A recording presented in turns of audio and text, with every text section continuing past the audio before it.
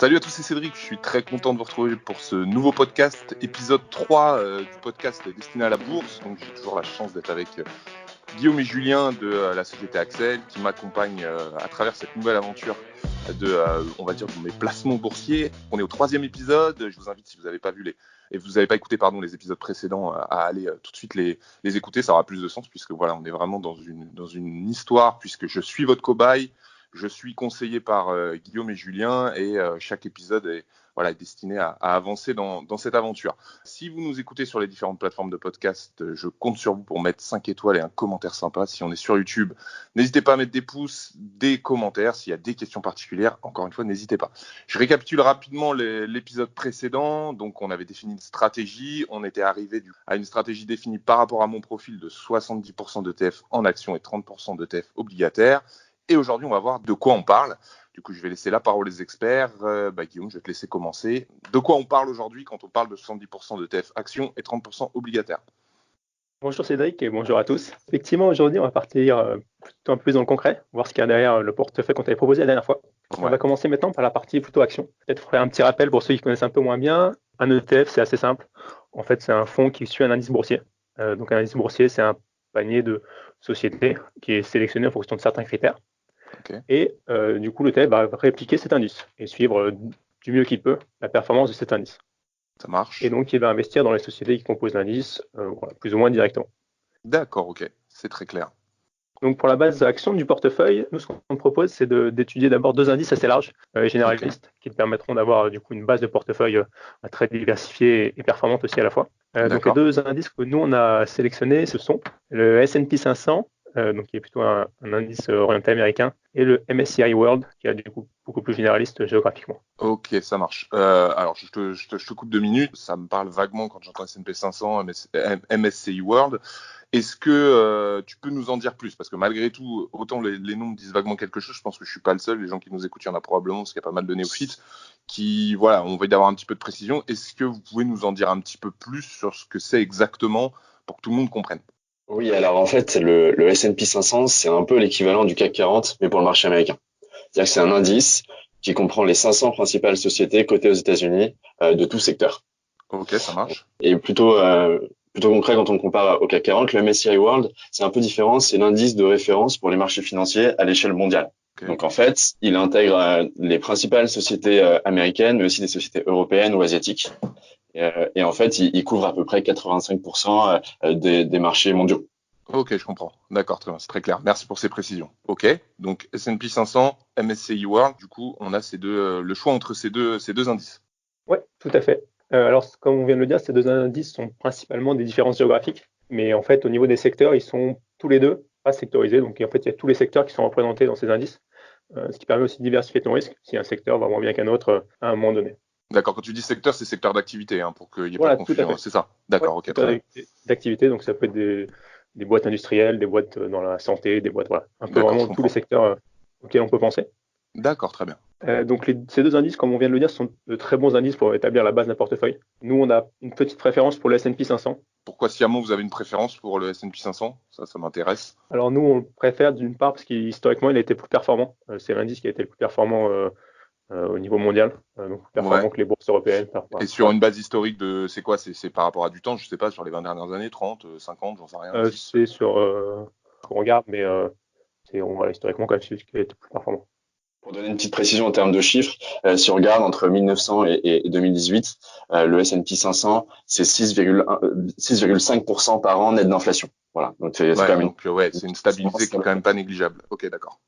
Deuxième chose, comme c'est un marché américain et que les marchés financiers américains sont plus gros encore que les marchés européens, c'est aussi du coup un ETF un indice qui est assez suivi et qui est du coup avec des frais très faibles quand on va investir sur les ETF qui répliquent cet indice. Parce que du coup, il y a beaucoup de gens qui investissent dessus et les gestionnaires ont intérêt à avoir le plus de monde possible. Et du coup, les frais sont très faibles. D'accord, ok.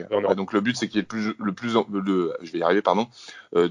de personnes qui rentrent dedans. Donc forcément, qu'il y ait un peu un attrait, ils ont des frais qui sont assez peu élevés. Si je comprends. Voilà, il y a ça et la liquidité aussi du marché américain, même des marchés financiers américains, fait que c'est plus facile aussi d'acheter et vendre. Bien sûr. Et du coup, voilà, les frais sont ok, très bien. C'est très clair. Super. va peut-être pas expliquer, mais les frais ont une vraie importance sur la performance aussi à long terme. Donc, c'est intéressant d'avoir des frais faibles quand on investit dans les ETF. Ok, d'accord. Donc ça, c'est important. Bon, je crois qu'on aura l'occasion d'en parler vraiment de manière détaillée dans d'autres épisodes, mais en tout cas, c'est bien de pouvoir le rappeler ici. Ok, super. Donc ça, c'est très clair par rapport à ça. Ça marche. Juste une petite précision tout de même, parce que là, effectivement, on parle d'un indice américain, donc l'inconvénient, c'est qu'il repose uniquement sur les États-Unis, donc Ouais. moins diversifié géographiquement que le MSCI World, qui lui inclut 23 pays développés. Donc, pour vous donner quelques chiffres, c'est grosso modo, c'est 63% exposé au marché américain, 8% Japon, 5% Royaume-Uni, 4% France, et ainsi de suite. Du coup, on est quand même là sur un ETF moins diversifié, mais on verra par la suite on peut compenser ça. Ok, d'accord. Donc ça, c'est intéressant. Okay. Donc là, on est sur une partie vraiment, on va dire, entre guillemets, très américain. Mais voilà, il y a des possibilités d'évolution. On aura l'occasion d'en parler. Donc ça, si je comprends bien, là, on est sur la partie action. Donc on partira sur du S&P 500. Donc pour toutes les raisons que vous venez d'évoquer à l'instant. Donc ça, c'est la première partie. Maintenant, qu'est-ce qui se passe sur la partie obligataire de mon portefeuille? Comment on voit tout ça? Dites-moi tout. Alors, pour la partie obligataire de ton portefeuille, nous avons deux choix principaux. Alors, le premier, donc, c'est de partir sur des obligations étatiques, c'est-à-dire de la D'accord. dette émise par les États. Pour se financer, en fait, les États émettent de la dette sur les marchés et on peut investir dans ces titres de dette qu'on appelle obligations. Euh, Ok. c'est difficile de le faire en direct parce que ce sont des très grosses, des très gros montants, donc c'est plutôt les institutionnels, les banques, etc., qui vont investir dedans. Mais via des indices, nous, en tant que particulier, on peut le faire. Donc, Donc, concrètement, on prête aux États qui vont nous payer ouais. un intérêt chaque année, par exemple, ou tous les 6 mois, et qui ensuite rembourseront leurs dettes. Ok, d'accord. Bah, ça m'intéresse parce que bah, si je fais, enfin voilà, moi j'ai une communauté encore une fois qui est très immobilier, mais qui s'intéresse à l'argent de manière générale. C'est pour ça qu'on fait ce podcast ensemble. Mais là, il y a un parallèle, moi, qui, si je comprends bien, qui est assez simple avec l'immobilier. En gros, les rôles sont un petit peu inversés. Je fais, moi, dans cette histoire, je suis un peu le rôle de la banque. En gros, si je compare encore une fois avec l'investissement immobilier, je suis la banque, je prête de l'argent et j'ai des intérêts en retour. Donc là, c'est un peu ce principe-là, si je comprends bien, c'est ça? C'est tout à fait ça, Ok, exactement. super. D'accord. Donc ça, c'est super intéressant. Et donc l'autre choix, le deuxième choix, ce sont les obligations d'entreprise. Alors là, de la même manière, en fait, les grandes entreprises, pour se financer, elles peuvent émettre de la dette sur les marchés, dans laquelle on peut investir. Ok. Donc là, je vais rentrer dans la partie un peu plus technique. On va te proposer du coup pour la partie obligataire de partir sur l'indice Bloomberg Barclays Euro Corporate Bond Index. Donc c'est un nom un Ok. peu barbare, Ouais, mais pour carrément. essayer de simplifier un peu tout ça, l'idée c'est que derrière cet indice, en fait, tu as des obligations qui sont émises par des sociétés, donc des entreprises, et D'accord. c'est des obligations qui ont été émises en euros. Parce que les entreprises ont le choix d'émettre en euros, en dollars, en fait, dans la devise qu'elles veulent. Là, on a fait le choix de prendre des sociétés qui ont émis de la dette en euros. Et c'est des entreprises qui sont encore une fois assez diversifiées en termes de secteur et de géographie, puisque du coup, c'est D'accord. vraiment la dette émise en euros. Et donc, on va le voir, en fait, ça te permet aussi de toi de te diversifier géographiquement.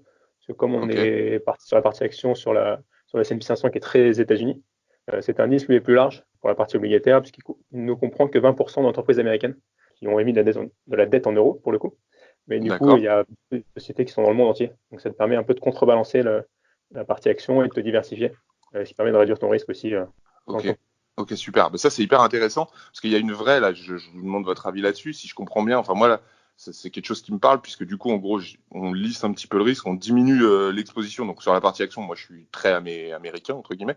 Là, du coup, on contrebalance un petit peu avec quelque chose de plus généraliste.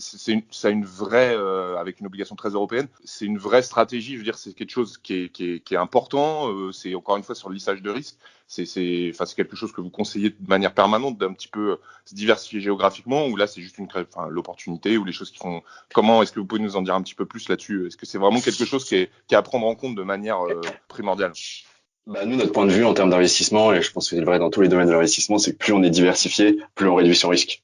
Donc là, on part sur un exemple de portefeuille simple. C'est vraiment la base qui peut, de notre point de vue, vraiment convenir au plus grand nombre pour se lancer. Après, on peut effectivement aller plus loin en se diversifiant davantage, en s'exposant à d'autres régions, d'autres secteurs, des thématiques plus spécifiques. Mais là, c'est vraiment le point de départ, en fait, pour pouvoir se lancer. D'accord. Ouais, donc après c'est quelque chose qu'on pourra faire évoluer éventuellement en fonction des résultats qu'on veut. Quand on prend confiance un petit peu dans tout ça, d'aller dans des choses un petit peu plus spécifiques, quitte à voilà, avoir un lissage de risque peut-être, excusez-moi, une exposition au risque peut-être un petit peu différente, s'exposer plus sur une région qu'une autre. Mais là, en l'occurrence, l'idée, c'est d'avoir un lissage de risque assez général, donc une géographie, on va dire, diversifiée. Je sais pas si c'est les termes totalement appropriés, mais je pense que les gens comprendront ce que j'ai voulu dire. Ok, donc ça c'est intéressant, moi c'est très clair pour moi. Donc là aujourd'hui, en gros, on a vu par rapport à l'épisode précédent, comme je disais, de quoi se composera mon portefeuille, donc de manière plus concrète. On est rentré dans le détail. Ça va être tout pour cet épisode aujourd'hui. C'est un épisode un petit peu plus court, mais voilà, où on est vraiment dans le concret. Dans le prochain épisode, là, on va encore plus rentrer dans le concret. Et là, je vais vous donner la parole, du coup, de quoi on va parler, sur quoi on va aller, qu'est-ce qu'on va pouvoir donner comme information supplémentaire pour le prochain épisode. Alors maintenant que nous avons identifié les indices qui vont composer ton portefeuille, toi tu vas pas investir directement dans l'indice, comme le disait Guillaume au début, mais on va investir dans un ETF qui va suivre la performance de cet indice. Du coup, la semaine prochaine, ce que nous verrons dans le prochain épisode, c'est quels sont les critères à regarder pour choisir le bon ETF qui correspond à ces indices et donc pour passer à l'action. Ok, donc là on va être dans un épisode vraiment hyper important, vraiment sur le concret et sur la base de ce qu'il faut choisir et tout l'intérêt qu'il y a de notre podcast depuis quelques épisodes. Donc c'est super. Bah écoutez, Julien, Guillaume, je vous remercie. Comme d'habitude, c'était top, super information. J'ai hâte d'être au prochain épisode où on va pouvoir aller encore plus loin ensemble. Si vous avez des questions, encore une fois, mettez dans les commentaires si vous me suivez sur YouTube. Pensez au pouce bleu, pensez à vous abonner également à ma chaîne si vous êtes sur les plateformes de podcast. Je me répète, 5 étoiles, un commentaire sympa. Et si vous avez des questions, faites tout remonter pour Guillaume, pour Julien. Moi, je leur ferai remonter les interrogations. Ils seront un plaisir de vous répondre. Guillaume, Julien, merci beaucoup. Je vous dis au prochain épisode donc pour rentrer encore un peu plus dans le détail. Allez, à bientôt. Ciao.